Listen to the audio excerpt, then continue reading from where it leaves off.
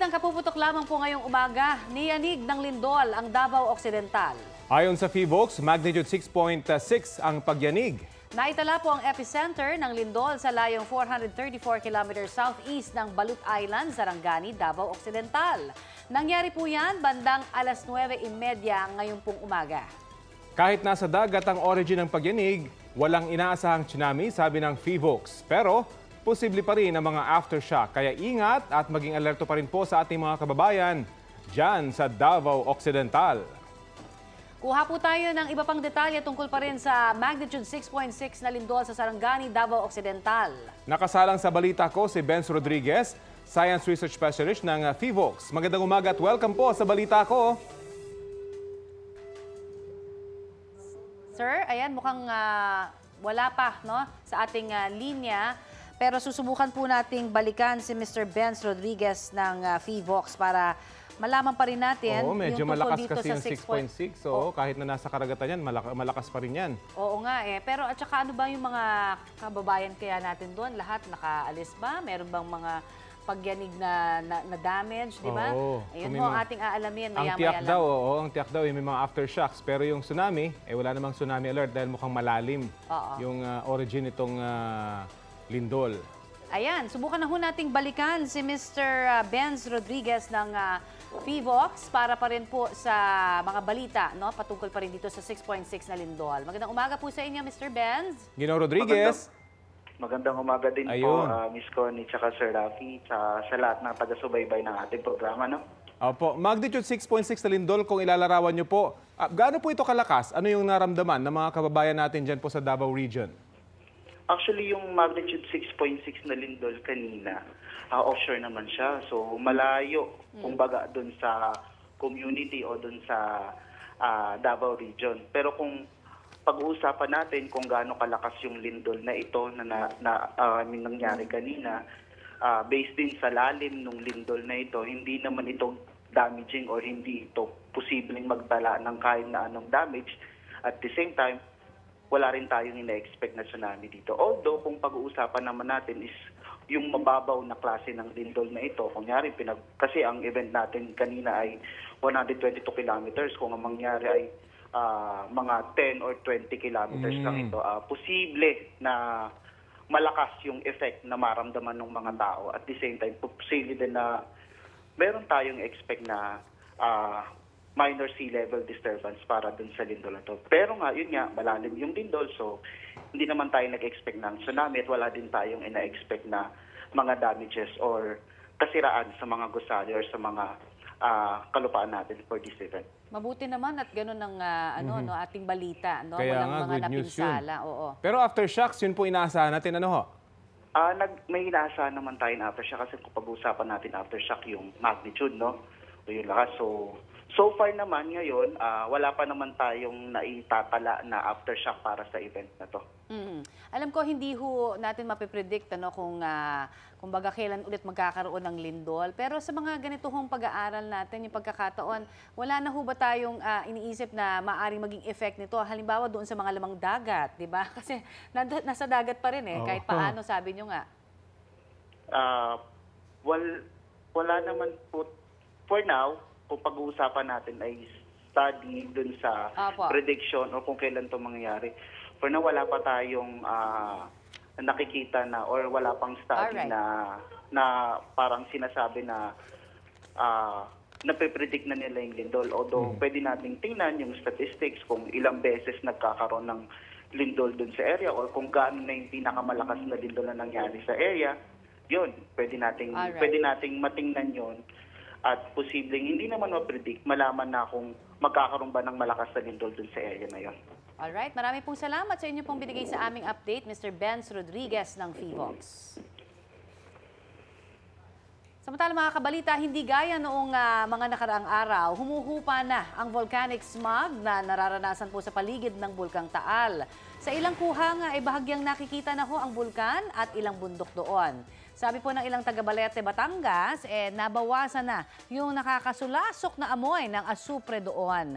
Nakapaglaban na rin at nakapagpaaraw na ng mga sinampay yung iba. Ayun, good news talaga. At base po sa pinakahuling monitoring ng PHIVOLCS, Mahigit 2,700 na tonelada ng sulfur dioxide ang pinakawalan ng Taal.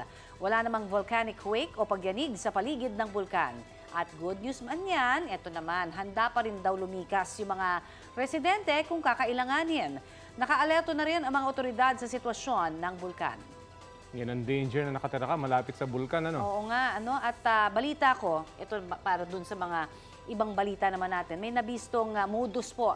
Yung ilang rice retailers ngayong may price cap na, meron na naman. Oo nga, may sumbong kasi sa DTI ang na nagpapalit-palit presyo raw yung ilang nagtitinda ng bigas. At ito ho ang siste. Sa ilang tindahan sa Pangasinan, halimbawa, kapag nandyan ang inspection team, ang ipinapaskil pala ng mga retailer ay yung suggested retail price ng bigas. Pero, nako, kapag nakaalis na po ang team, tumataas na yung presyo, bigla ha.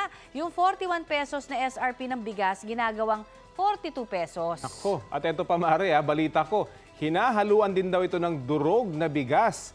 Kaya ang payo ng DTI, i-report agad sa kanila kung may mapansin na ganitong modus. Picturean kunin ang pangalan ng tindahan at ng may-ari para may basihan sa pag-i-issue ng violation slip. Sabi naman ng ibang rice retailers, hindi nila yon ginagawa. Ay, may aamin ba? Kung Yun nandoon na nga. na, di ba? At ito naman, may tanong ako ha, nasungitan ka na ba ng empleyado ng gobyerno? Malamang hindi. Pag si Rafi Tima yan di ba? Maswerte naman at hindi pa. Oo, di ba? Pero balita ko, pwedeng basihan ng suspension o pagkatanggal sa trabaho. Yung pagsimangot o pagsusungit. Dapat naman, di ba? Yan ho ang babala ng Anti-Red Tape Authority o ARTA sa mga government employees. Sa ilalim ho ng programa nilang Customer Service Satisfaction, sinabi ni ARTA Director General Ernesto Perez na pwedeng magbigay ng feedback o reklamo ang customer sa empleyado ng gobyerno. May kakayanan din daw ang mga customer na i-rate o bigyan ng grado ang customer service na kanilang natanggap. May annual inspection daw ang ARTA sa mga opisina ng gobyerno. Di ba matagal na naman dapat na pinapanawagan kapag ikaw ay nagsisilbi sa iyong kapwa, Oo di nga. ba? Lalo na sila nagpapasweldo ang taong bayan. Ikaw ba, Connie, meron ka bang naranasang pagsusungit? Ay, wala pa rin naman. Wala ba? Mababait naman sila lahat lagi. Ayan, sana nga ganun lahat. Ang sinasabi kasi nila, pag umaga, mabait pa raw. Pero pagdating ng hapon, medyo masungit Ay, na. parang naninino, gano'n. Hindi, kasi pagdating daw ng hapon, pagod na sila sa dami ng kanilang siniservisyon. Pero syempre, Pero- nasa gobyerno kayo, dapat talagang Oo. panatilihin. Pero ang sa akin naman, syempre, hindi naman natin alam Yung kasi baka paggalang, may oo. pinagdadaanan din, Correct, di ba? tama. Pero pag nasa trabaho, dapat talaga ang mindset ay makapagbigay ng tama at magandang serbisyo. Kasi ang inyong siniservisyohan, sila po yung nagbibigay sa inyo ng sweldo. Ayun. Ayun. Samantala, ito pong kasama natin, never ito nagsungit. Never, ha? Talaga? Mukha lang masungit pero hindi ho siya talaga nagsusungit. May baon pa nga mga news na entertainment, pampa-entertain sa atin O, ito na. Ayan, Maring Aubrey, na friendly. O ayan, may friendly talaga. Ano latest? Balita ako. Maring Connie, paring Rafi. Talaga namang friendly tayo At saka itong mga mare natin, friendly rin. Kaya heto na ang latest mga mare na kilala nyo na ba? Sina Atom at Stella. Kasi kung hindi pa, ikukwento ko muna ang mga nangyari sa pilot episode ng Love Before Sunrise. O, spoiler alert itong chika ko ha, para sa mga di pa nakakapanood. You'll never come near my wife again, ever! So tell me, Atom, how did you find your sweet moment with Stella? Nag-enjoy ka ba? Kung naging tayo, siguro saya natin. Rowad, wala kaming ginagawang masama ni Atom. That's because I arrived when I did. Kung nalita ko ng kahit konti, malay ba natin kung anong ginagawa niyong dalawa, di ba? Pilot episode pa lang, intense na agad ang Love Before Sunrise. Trouble kasi ang hatid ng pag-uusap ng ex-lovers na sina Atom at Stella, played by Dennis Trillo and Bea Alonzo. Di kasi bet ng kanilang mga asawa na may communication pa ang mag-ex. Si Andrea Torres ang gumaganap na wife ni Atom, habang si Sid Lucero naman ang husband ni Stella. Kaya dito uusbong ang what-if angle sa love story ni na Atom at Stella. May pa-throwback rin ang episode tungkol sa pagkakakilala ni na Atom at Stella na kinakiligan ng mga kapuso. Litaw raw kasi ang on-screen chemistry ni na Dennis at Bea. Pero oops, huwag mabibitin ha. Yan muna ang pwede kong i-share, kaya nood-nood kayo dyan ha. Subaybayan nyo ang Atom at Stella love story sa Love Before Sunrise sa GMA Telebabad. Ang Love Before Sunrise ay collab ng GMA Network at View Philippines. Sa mga mahilig mag-jaywalking ho o kaya tumawid sa mga hindi tamang tawiran, inirekomenda po ng bigatan pa, yung parusa para dyan. Oo nga, balitang hatid ni James Agustin. Sabay-sabay na tumatawid sa EDSA ang mga pasaherong kabababalang sa EDSA Carousel sa bahaging ito ng EDSA Centris northbound. Lubhang delikado, lalo pat ang kasabay nila ay mabibilis sa sasakyan. Kung minsan napapatakbo pa ang ilan. Halos lahat sila ay sumasampa sa mga nakaharang na concrete barrier sa EDSA busway. Ang tatlong pasaherong ito, agad na pumwesto sa mga concrete barrier. Nang makakuha ng tiyempo, tumawid na sila sa EDSA. Kasabay nila ang iba pang mga pasahero. Napakahirap ho kasi nang inaakyatan doon. Tapos bababa ka rin doon. O aakyat ka pa, tapos bababa ka, kung dito ka, tiyempohin mo lang na walang sasakyan, talagang ganun. Delikado ho, no? Hindi lang, lakasan na lang ng loob at pag wala naman sasakyan, tumawid ka na lang. Malaki ang dalawang karatula sa lugar. Nakasaad na bawal tumawid, no jaywalking. Para makasakay ang mga pasahero sa EDSA Carousel, may daanan sa mismong MRT Quezon Avenue Station. May iilan namang sumusunod. Nahihirapan silang maglakad ng malayo eh. Kahit delikado talaga ginagawa nila. Sa sobrang layo ho. Nakakyatan ho, tapos lalakad pa papunta sa carousel. Pero delikado, no? Medyo delikado ho. Kaso timing sila ho. Ang pasaherong si Jo Marie na isang call center agent, aminado na kung minsan ay sa kalsada rin tumatawid. Minsan kasi mas mabilis dito ay siyempre pauwi na rin. Saka pagod na rin umakyat para makasakay doon. Sa ngayon ay 500 pesos o community service ang multa para sa mga mahuhuli dahil sa jaywalking, batay sa ordinansa ng Metro Manila Council noong 2019. Si Interior and Local Government Secretary Benhur Abalos iminungkahi sa MMDA at mga LGU na mas taasan ng multa lalo na sa EDSA at C5 Road. Bagay na suportado naman daw ng MMDA. Pabor din naman dyan ng ilan nating kababayan. Tama naman yun. Kasalanan din kasi namin. Aminado naman din kasalanan. Pero siguro sa susunod, tamang na lang talaga, tawiran. Mas magandang ang taasan yun para ang tao nadadala. Kasi yung 500, kung minsan, kung medyo malaki kita mo, kaya mo na ibigay. Yun lang totoo. Yan ang balita ko. James Agustin ng GMA Integrated News. Alam mo, na-experience ko na rin yan. Nakakagulat talaga ha. Kasi EDSA yun, mabibilis tayo, di ba? Kasi mga tumatawid. Oo, tapos bigla may tatawid. Normally, mga late night ito nangyayari o madaling araw. O madaling araw, pag kukunti sa sasakyan. Pero 500 pesos na penalty, medyo mataas na yun para sa iba. Lalo na ngayon, mahirap ang buhay. Oo, di ba? Oo. Ang sana nga, ang naiisip ko, sana hindi lamang yung penalty ang taasan. Kasi parang, of course, may maling ginagawa, may parusa. Pero dapat binibigyan din ng alternatibo kasi talaga namang ang lalayo ng iikutin nila para makatawid lang. Or dapat may incentive no? Oo. Pagka tumatawid ka sa tamang tawiran, may incentive by? May discount ka, for example. Pwede. Kunyari, sa pagsakay mo sa MRT o LRT, mga ganyan, di ba? Pero kasi minsan yung napapansin natin, yung mga overpass ang lalayo, di ba? O minsan, ang didilim, di ba? Yung mga ating natatakot din silang tumawid doon. At tulad na itong ating Mount Camuning, malapit dito sa atin, napakataas naman, di ba? Yun nga, iniisip ko kung pwedeng lagyan doon ng footbridge, kaya lang magiging mataas dahil sa MRT. Dahil sa MRT, oo. Lalo na yung mga senior citizen, di ba? Siguro kultura din to Kailangan natin baguhin yung ating kultura. Kasi sa ibang bansa naman, kahit malalayo, talagang umiikot sila at hindi nila pinapansin. Kahit mainit. Oo. Dito kasi kapag kung saan ka bumaba, gusto mo doon ka na sumakay. Okay, pag nakikita mo na yung sakayan, tumawid ka na lang. Hindi nga tamang tawiran yun. So, dapat yung mindset baguhin. Dapat kasi meron tayong walkways na maayos. Unang-una yon, walkway, wala tayo, madidilim, nakakatakot. Diba? Maraming kailangan ayusin sa bansa pa rin natin. Oo, nung pandemic diba, nilakad ko yung buong EDSA. Oo. Mula dito sa GMA? Cubao hanggang sa Makati. Nilakad ko yun. At nakasabay ko yung ibang mga pedestrian na talaga namang pag naglakad ka, kahit sa pedestrian na mismo, may mga baku-bako, may mga butas. Totoo. So dapat talaga malaking improvement. Ang bigat pag pinag-uusapan natin talaga itong mga kawalan, 'di ba, sa ating bansa na nakikita natin abroad. Napakasimple kung titingnan, pero importante para sa mga ordinaryong mamamayan. Ito naman. Pag-usapan natin, meron daw Sea of Clouds. Oo nga, balita ko sa probinsya ng Quezon, may breathtaking na view na mapapasigaw ka ng, oh my clouds! Ay, gusto ko yan. Yan po ang tila dagat ng ulap na caught on camera ng photographer na si Ren Pedrosa sa barangay Bagupaye, bayan ng Mulanay.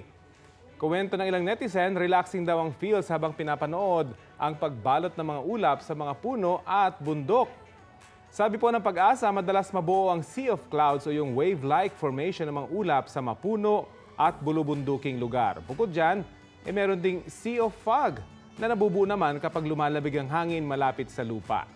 Karaniwang naispatan daw ang mga yan bago sumikat ang araw, lalo na ngayong Burr months. Ayan, medyo pipisil-pisilin lang natin sarili natin kung buhay pa ba ako o nasa heaven na ako. O, ito naman.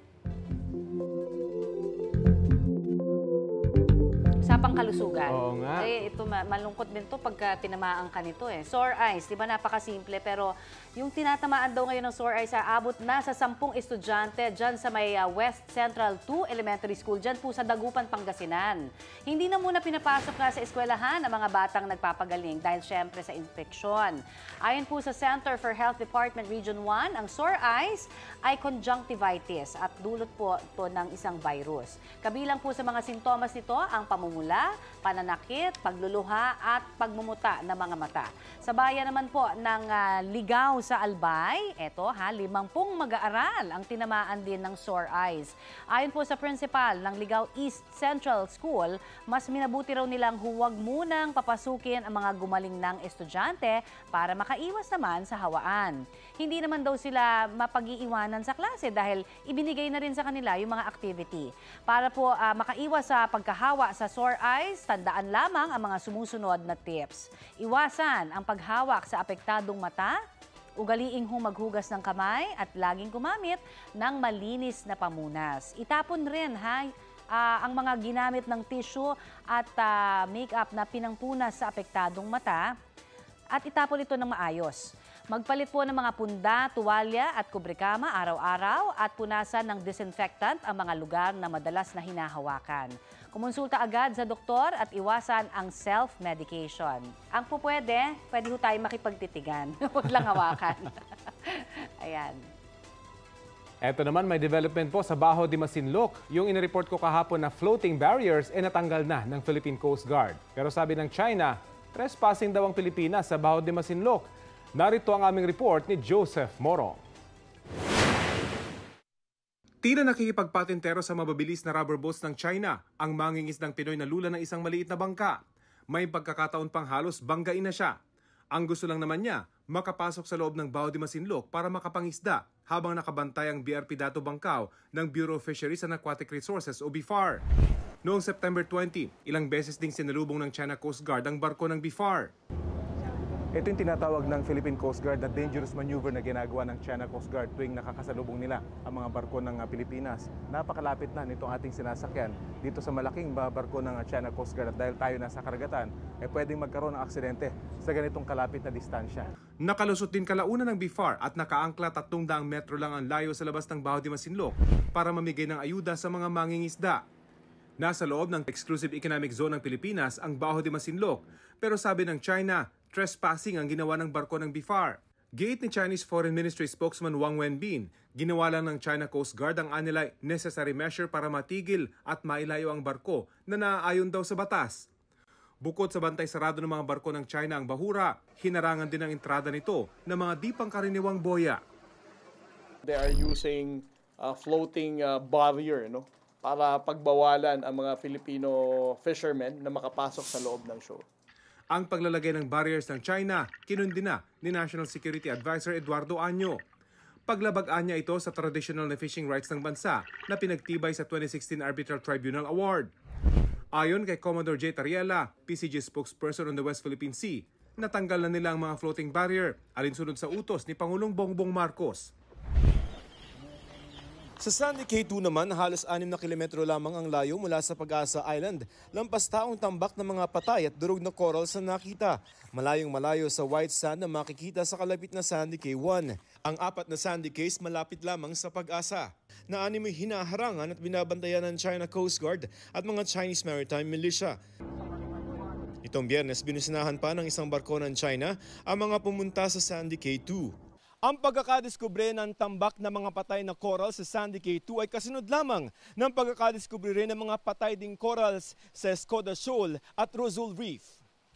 Dahil tinawag ng China na political drama ang pagkabulgar sa patay na corals, iimbestigahan muna ng National Task Force for the West Philippine Sea kung anong nangyari at anong kampo ang nasa likod ng pagtambak ng mga durog na coral sa Sandy Cay 2. The first thing we must do is due diligence. Mag-imbestiga po tayo at alamin natin kung ano pa talaga yung circumstances na nangyari. Sabi ni maritime law expert Professor J. Batong Bakal, may nakaumbok na noon sa Sandy Cay 2 nang puntahan nila noong 2021. Assuming that it's natural, that indicates na parang merong basag sa ilalim. Widespread na parang loss ng coral sa area at naanod nga doon. Hinihingi namin ng panig ng AFP Western Command at Embahada ng China kaugnay nito pero wala pa silang pahayag.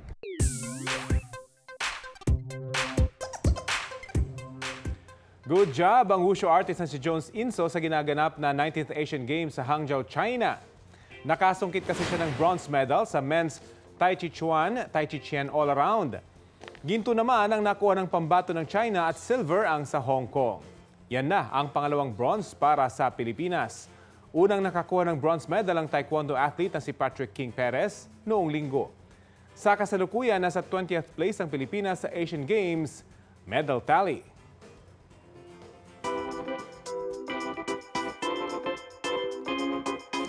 Mga mare, sino na ang na-late dahil sa traffic? Oh, ay dami nagtataas ng kamay. Guilty rin po sino ako bang dyan. hindi? Oo, si Maring tayo. Connie, paring Rafi pala, sorry. At ako. Pero ang newest victim niyan, si Tito Boy na na-late sa latest episode ng mismong show niya na Fast Talk with Boy Abunda. Tito Boy, pag kailangan mo ng kapalit ha, kaya ko naman eh. Nay, tay, kapuso! Pahiram po ng 20 minutes ng inyong umaga. Ako po si Maring Aubrey and welcome to Balita Ko. Pwede na ba? Pwede. Galing. Ang sumalo sa opening spills niya, heto, panoorin nyo. Magandang hapon po, Nay, Tay, mga kapuso. Ako po si Rocco Nasino at today, ako ang bisita ninyo dito. Relax lang kayo dyan dahil sa aming pagbabalik, makakausap ko na si Tito Boy. Dito lang sa Fast Talk with... Ayan, si Rocco na nga ang nagbukas sa programa. Pero bago pa man mag-break, nakahabol na po si Tito Boy na agad yumakap kay Rocco para magpasalamat. Gumamit na nga ng ride-hailing app si Tito Boy para makaabot. The show must go on daw kasi. Manong, I didn't get your name. Sobra pero mula sa aking puso. Damo nga salamat. At sa interview naman with Rocco, ibinahagi niya kung paano siya na-scam sa totoong buhay tulad ng kanyang karakter sa missing husband na si Anton. Isinare niya rin ang first-time experience niya sa United Arab Emirates nang mag-shoot doon ng serye. Sinama niya pa dyan ang asawa at anak niya para ma-meet ang kanyang biyenan. Nagpakitang gilas din siya nang turuan niya si Tito Boy ng jiu-jitsu. Grab you down. Like this. And then? Like this. And then? Pause ulit tayo. Samantala, balita naman sa Hawaii, 10 Pinoy ang nadagdag po sa mga nasawi sa wildfire sa Maui. 7 po sa kanila, magkakaanak na mula Ilocos. Ayon sa investigasyon, magkakasama po sila sa sasakyan at natrap sa sunog. Yung iba, taga San Juan City at taga Pangasinan. Sa kabuuan, 29 na po ang mga Pinoy na nasawi sa wildfire doon. Eto naman mga kabalita, hindi raw magbabayad ang PhilHealth ng $300,000 sa take note. Oo, katumbas yan ng 17 million pesos na ransom sa kabila ng banta ng mga nang-hack sa online system nila. At eto pa, offline pa rin po ngayon ang sistema ng PhilHealth at para hindi na rin daw manakaw yung iba pang impormasyon. Inaalam pa kung gaano kalawak yung data breach. Kaya sa mga may transaction po sa PhilHealth, mano-mano muna po ang proseso ha. At balita ko naman, mula po sa Department of Information and Communications Technology, hindi naman daw apektado yung impormasyon ng PhilHealth members.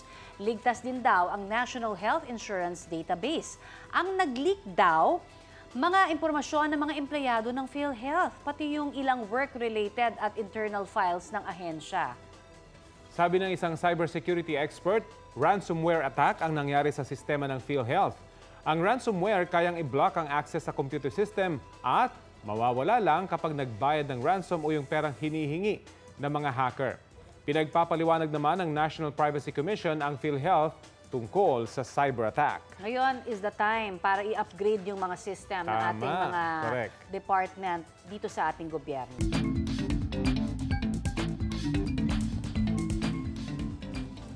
Busina na mga motorista. Matapos ang ilang linggo, pumreno na yung oil price hike. Nako, gandang balita. Epektibo ngayong araw ang rollback sa mga produktong petrolyo. 20 centavos kada litro ang tapya sa presyo ng kada litro ng gasolina at diesel. Pero 20 centavos lang. Okay, pwede na rin. Pwede na rin, basta may bawas. 50 centavos naman ang bawas sa kada litro ng kerosene. Batay po sa oil price analysis ng GMA Integrated News Research, simula ngayong taon, mas malaki ang itinaas ng mga produktong petrolyo kumpara sa rollback. Mga kabalita, 11 days. 11 days at hindi ho ang naunang napaulat na 19 days. Ganyan daw kabilis nagastos ng Office of the Vice President ang 125 million pesos confidential funds noong 2022. Tinanong ko po ang COA at tinignan ko po ang mga iba't ibang mga reports. Pero hindi po ito nagastos sa loob ng 19 days, kung hindi 11 days po. Nabunyag yan sa gitna ng plenary deliberations ng Kamara para sa panukalang 2024 budget ng Commission on Audit. Naging mainit na usapin ang nasabing confidential funds ng OVP dahil inilipat yan mula sa contingent fund ng Office of the President noong 2022 at pinayagan daw ito ni Pangulong Bongbong Marcos. Giit ng COA, legal ang paggamit sa confidential funds sa ilalim ng line item na Good Governance, Engagements, and Social Services Project ng OVP. Sinusubukan pa rin pong kunin ang pahayag ng OVP tungkol dyan. Una nang bineltahan ni Vice President Sara Duterte ang ilang mambabatas na nagsabing unconstitutional ang paglipat ng pondo sa mga nakaraang budget hearing. Dapat malaman yan, i-itemize. Madali lang naman di ba? Kung gugustuhin, ipaliwanag sa taong bayan. Samantala, eto mga kabalita, dalawa po ang sugatan ng mabangga ng sasakyan sa Cavite. Magkabanggaan. Ang nakabangga ambulansya na nagdala sa kanila sa ospital. Balita hatid ni Nico Wahe.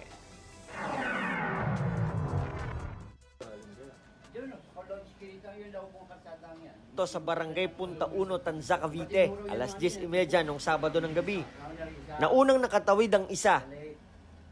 Paglampas ng SUV, saka tumawid ng tatlo pa. Pero bago pa sila makatawid, sinalpok sila ng isang ambulansya. Bulagta sa kalsada ang dalawang babae. May mga nagmagandang loob na nilapitan sila at tinulungang isakay sa nakabanggang ambulansya na siyang naghatid din sa kanila sa ospital. Pasalang sa muka at mga galos sa katawan ng tinamo ni Jenny, hindi niya tunay na pangalan. Siya ang tumama sa unahang bahagi ng ambulansya. Napabarya po yung classmate ko. Tapos tinawag po kami siya. Tinawag kami dalawa ng classmate ko. Tapos yun po, parang bigla po kaming nabangga. Tapos natansik po kami. Wala raw siya halos matandaan dahil sa bilis ng pangyayari. Si Daisy naman, hindi niya rin tunay na pangalan. Nabugbog daw ang kanang balikat at braso at medyo masakit ang kanyang baba. Hindi ko po alam kung saan ako tumama. Basta po naramdaman ko lang namanhid na yung katawan ko. Tapos nawala ako ng malay. Hindi raw niya nakita na may paparating na sasakyan. Trauma raw ang inabot nila magkakaibigan dahil sa nangyari. Nakita ko na sila nakabalaktan na, tapos hindi ko na po alam kung anong gagawin ko. Buti na lang talaga po, hindi kami tinakasan nung nakabangga sa mga kaibigan ko. Ayon sa ilang tauhan ng barangay Punta Uno, wala raw sakay na pasyente ang ambulansya na nooy pabalik sana ng Rosario, Cavite. Pagmamayari ng lokal na pamahalaan ng Rosario ang ambulansya. Wala pang pahayag ang driver. Nakipag-areglo naman na po siya na ganun po mangyari. Siya na po magbabayad ng mga bilis lahat hanggang sa gumaling po kami. Yan ang balita ko, Nico Wahe, ng GMA Integrated News.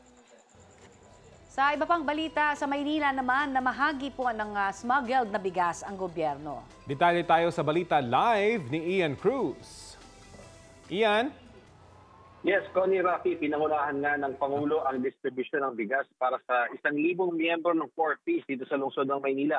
Sabi ng Pangulo, ang mga bigas na ipinamahagi nila sa San Andres Sports Complex ay bahagi ng kumpiskado o smuggled na bigas sa Zamboanga Port. Pagpapakita raw ito na seryoso ang pamahalaan kontra sa smuggling ng bigas. Nanindigan ng Pangulo, sapat ang supply ng bigas sa bansa. Kailangan lamang daw ng maayos na pamamahala ng produksyon at bentahan.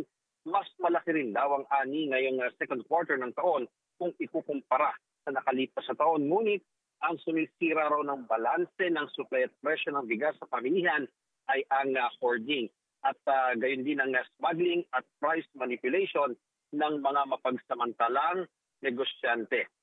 Connie? Yes, Ian, yung mga bigas na pinamigay, no, smuggled. Hindi ba natin nalaman pa kung saan galing ito? Natukoy ba kung sino yung smuggler? At syempre, meron bang pagsusuri muna, no, na pinagdaanan ito bago ipamigay sa tao na siguraduhing ligtas at hindi may bokbok na ito? Baka naman matagal na itong naka-stock.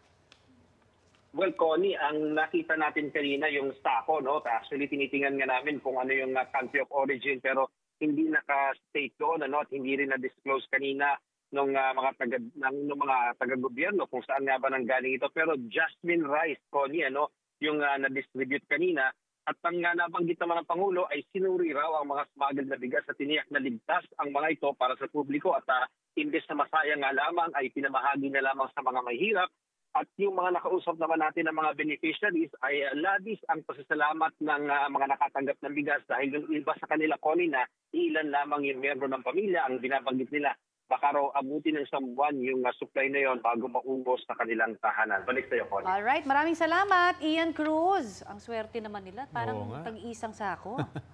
At mga kabalita, paano kung ang all-time favorite to ni dessert na halo-halo, inilagyan pa ng extra special twist? Yan ang ibinida ng isang kainan sa Baguio City, ang halo-halo with banana leaf ice cream. Kwento ni Chef Miko D, inaisipan niya ito dahil walang pinipiling season ng halo-halo. Ang banana leaf ice cream naman is swak na swak daw sa panlasa at hindi nakakasawa.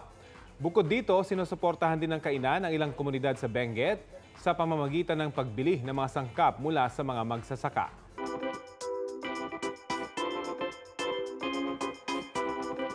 Pinusuan ng fans ang much-awaited interaction ni Sandara Park at ng SB19. Sa social media, nag-share ang pambansang crewnie ng pics kasama sina Pablo, Ken, Josh, Stel at Justin. May reply naman si SB19 member at The Voice Generations coach, Stel. Nag-thank you siya kay Ate Dara na tinawag niyang the best forever. Ang tanong ngayon ng Blackjacks at 18, hint, ito na kaya ang posibleng collab nila? At speaking of P-Pop Kings, after ng kanilang successful show sa North America, balita ko magkaka-Asian leg ang kanilang pagtatag world tour. In-announce mismo yan ng grupo sa Playlist concert kagabi kung saan nakasama nila ang Ben and Ben at si Zach Tabudlo. Nagprotesta ang ilang grupo na magsasaka tungkol po sa taripa sa bigas. May balita live si Bernadette Reyes. Bernadette?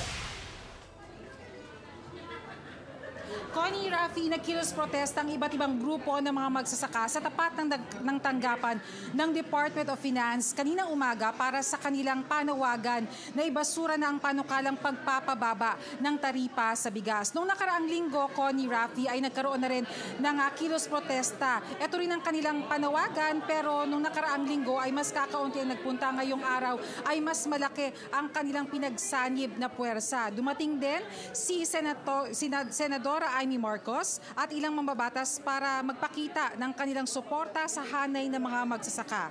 Ayon kay Senator Marcos, hindi raw papayag si Pangulong Bongbong Marcos na ibaba ang taripa sa bigas dahil para raw sa kanilang ama na si dating Pangulong Ferdinand Marcos, ang bigas ay hindi lang sumisimbolo bilang pagkain kundi sumisimbolo rin sa pagkatao. Bukas na raw ang huling araw ng Kongreso bago mag-recess. Ang nakakatakot raw ay ang palusutin ang panukalang reduction o di kaya zero tariff sa importasyon sa kasagsagan ng anihan. Ito rin ang kinababahala ng Federation of Free Farmers Cooperative. Kapag dumami ang imported na bigas, madi-discourage daw ang mga magsasaka na magtanim. Ayon naman kay Rosendo So na chairman ng SINAG, dapat raw ipamahagi ang nakolektang tariff at maibigay na ito sa mga magsasaka na katumbas ng 5,000 pesos.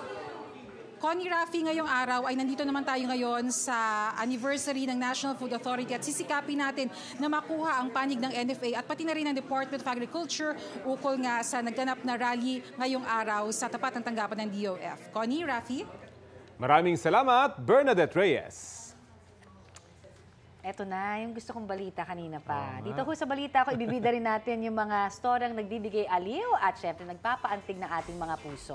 Ito po ang trending.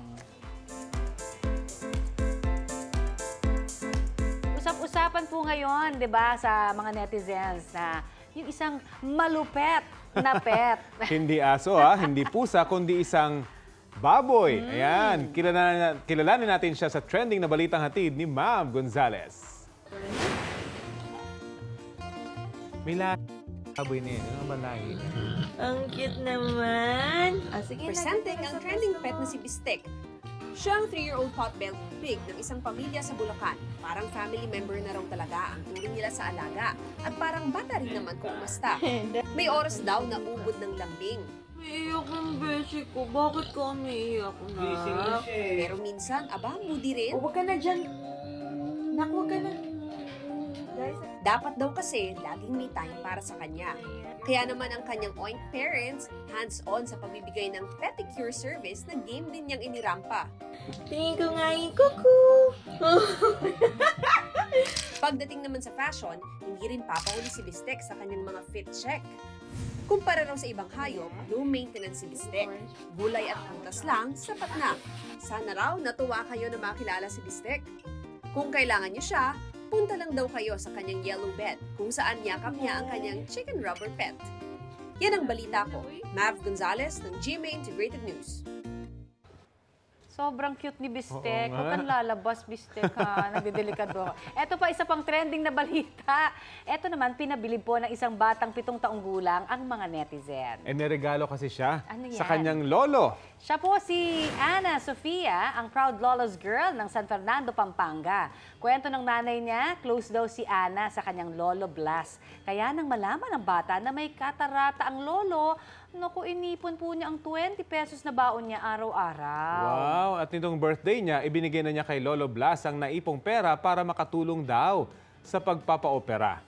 Wow naman, naiyak ang buong mga mag-anak sa eksenang ito. Nasa 500 pesos daw ang naipon niya. Very good. Naku, nakakaiyak Nakaka-touch naman. naman Nakaka-touch. talaga. Sana lahat ng bata ganyan din. No? Oo. Yung napapalaki na maunawain. At sana may mag-sponsor na Yan. ng operation. Pangkatarata, oo nga. Para kay Lolo. Ilalapit natin yan. Hindi, pwede nating ilapit yan sa mga foundation. Pinoy MD. Pinoy diba? MD. Sige, tatanong natin, ha? Good job kay Sofia. Ayan. Oo. Galing-galing na At bata. na touch talaga si Lolo. Oo nga, Lolo. Happy birthday po. At syempre, yan po ang mga balita ko. Bahagi po kami ng mas malaking misyon. Connie Season po. Ako po si Maring Aubrey Carampel. Katrina Son po. At Rafi Tima para sa mas malawak na paglilingkod sa bayan. Mula sa GMA Integrated News, Ang News Authority ng Filipino.